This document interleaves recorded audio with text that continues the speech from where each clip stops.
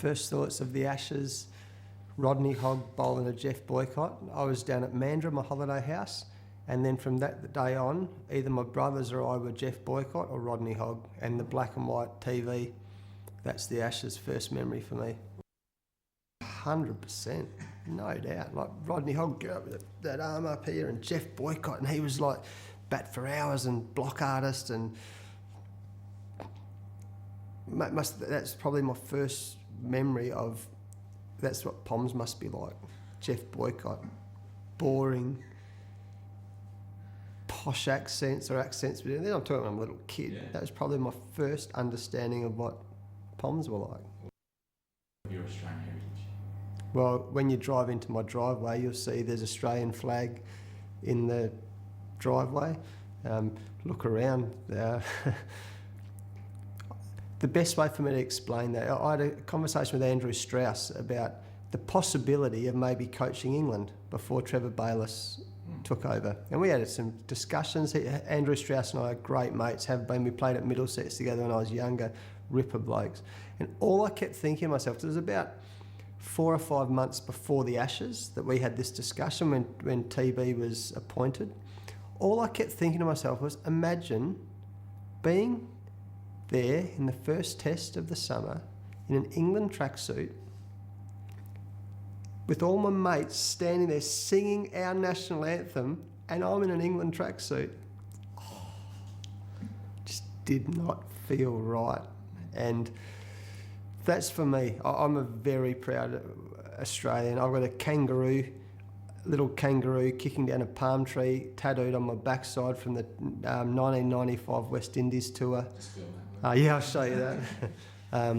Yeah, anyone who knows me knows that I'm an absolute true blue Aussie. So I guess that's what adds to the theatre of Ashes as well, about part of the fabric of my life. The little urn. When I was 15 years old, I played my first A-grade game with Dennis Lilly.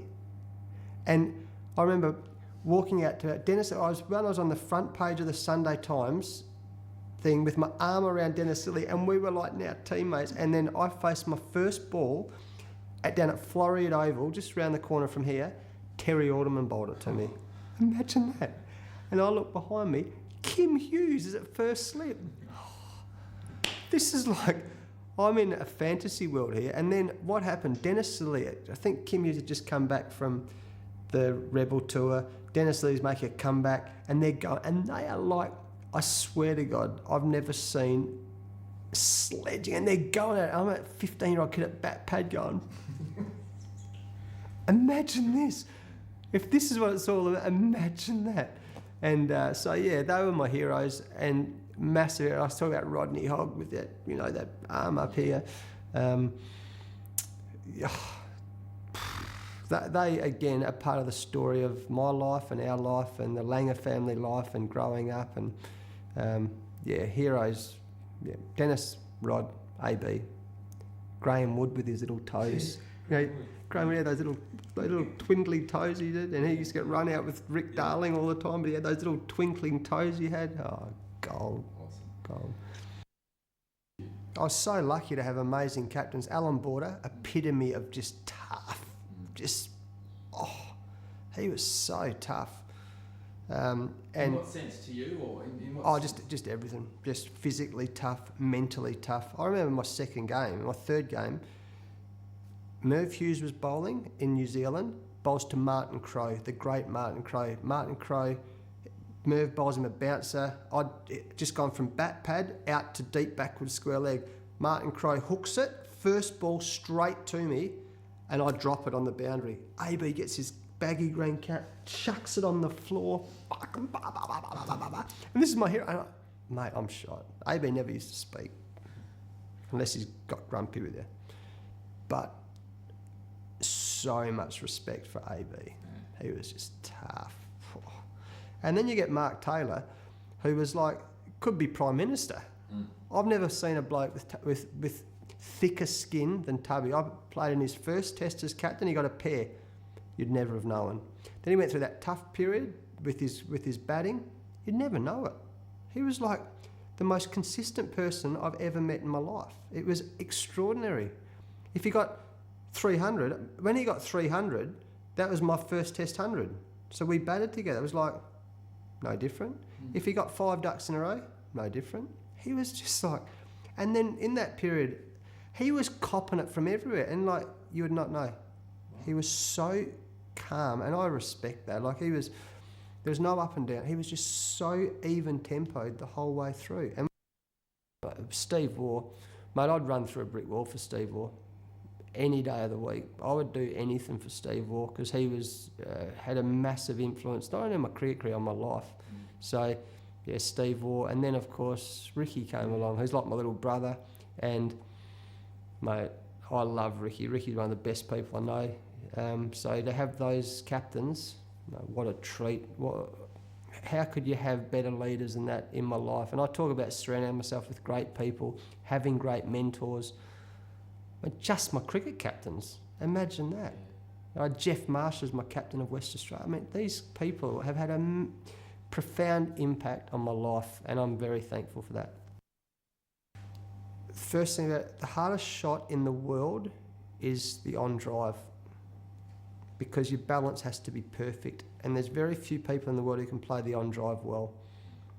Punter, the amount of times he got off the mark, smacking an on drive straight down through mid on or straight, playing the on drive was unbelievable, and that just to me sums him up. He's just, I love, one of the best things in my whole life was batting with Matty Hayden or Ricky Ponting. They are the great experiences of my life, believe it or not, certainly in my cricket career. Having the chance to bat with Punter or Ricky Ponting, and we were really proud of the three of us, but they're the great experience of my life. And the other thing about Punter, you knew if I dropped the ball at my feet, we'd get a single every time. And these are little silly things to say, but I just knew, so I'd get off the strike really easy with Punter, because as soon as I dropped at my feet, he had backed up so far, we get a single every time, and we had this understanding. My strengths, concentration, I think. Just knew how to, just learn how to concentrate, and knew my strengths, knew the opposition very well. Yeah, probably just a belligerent little prick. Yes, 100%. Yeah. I think it's one of the few things. If I look back on my career, they're the great highlights of my life. I don't remember many runs. I don't remember too many innings, but I remember the songs.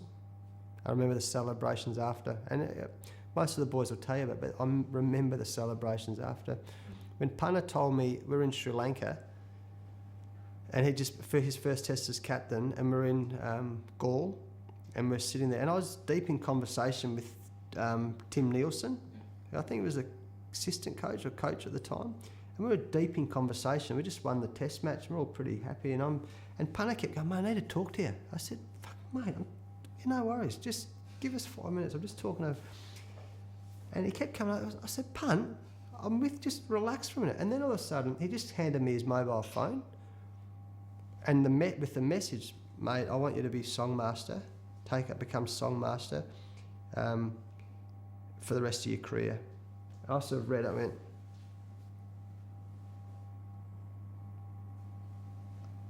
mate, I could not believe it, right? So I'm reading this thing, and I said, Vin, I'll be back in it. I grabbed him, took him into the dunnies. I said, you fuck serious? I said, yeah. It was like, I was never Australian captain, but this was like this was literally the greatest accolade I could get as an Australian cricketer.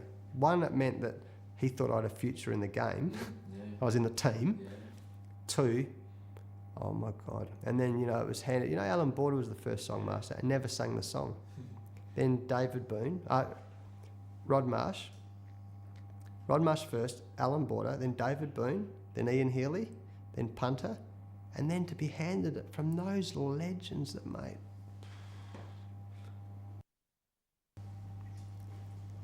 Oh, I love tradition. I love tradition. I love Test cricket.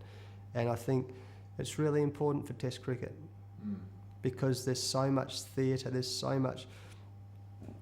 People get to, as I said when I was a little kid, I know there's a T20 cricket now is awesome. Love it. One day cricket, but Test cricket's still great. And it will be great for a long time. And I think Ashes can almost act as a bit of a conduit to make sure that Test cricket lives on, not just Ashes cricket. Australian cricket for you. It's like when I talk about the baggy green cap. Mm. It's a bit of cloth, right? In the end of the day, but it's more than a bit of cloth. It tells my whole story. It tells my whole life story. And it actually tells the life story of a lot of people. I used to always laugh when it gets tattered and some of the people say, oh, yeah, this is a disgrace. He should have a brand new cap on his head. It tells my whole life story since I'm a little kid wanting to play cricket for Australia. And then when you look at it, it's almost like the older it gets, the more magic's in the cap, because it tells my life story of all the places I've been, of all the celebrations, of all the sad times, all the tough times, 2001 Ashes. It tells the story of my whole life.